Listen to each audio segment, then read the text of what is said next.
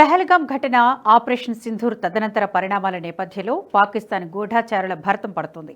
భారత్కు సంబంధించిన సున్నిత సమాచారాన్ని శత్రు దేశానికి చేరవేస్తున్న వారిని గుర్తించి అరెస్టు చేస్తున్నారు పోలీసులు.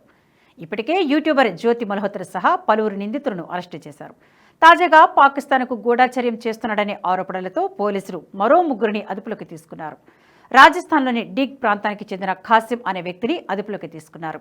ఆపరేషన్ సింధూర్ సమయంలో ఖాసిం పాకిస్తాన్లోని కొంతమందితో ఫోన్లో మాట్లాడినట్లు పోలీసులు గుర్తించారు.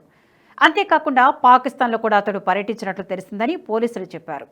నిందితుడికి సంబంధించిన ఫోన్ను ఫోరెన్సిక్ పరీక్షకు పంపించి దర్యాప్తు చేస్తున్నట్లు అధికారులు తెలిపారు.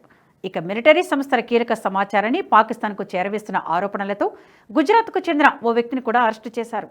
అదితి భరద్వాజ్ పేరుతో సిమ్లను, ఓటీపీలను తీసుకొని ఓ పాకిస్తాన్ మహిళకు చేరవేశాడు. దీంతో పాకిస్తాన్ నుంచి ఆ నెంబర్లతో వాట్సాప్ చాటింగ్ చేసేది.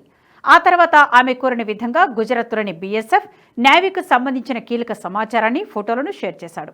బదులుగా 40,000 నగదును తీసుకున్నాడు. ఈ విషయాన్ని గుర్తించిన గుజరాత్ యాంటీ టెర్రరిస్ట్ స్క్వాడ్ గోహిల్ను అదుపులోకి తీసుకున్నారు. దేశ భద్రతకు సంబంధించిన సున్నితమైన సమాచారాన్ని పాకిస్తాన్కు చేరవేస్తున్నాడన్న ఆరోపణలపై ఉత్తరప్రదేశ్లోని వారణాసికి చెందిన తుఫైల్ అనే వ్యక్తిని యూపీ ఏటీఎస్ అరెస్టు చేసింది.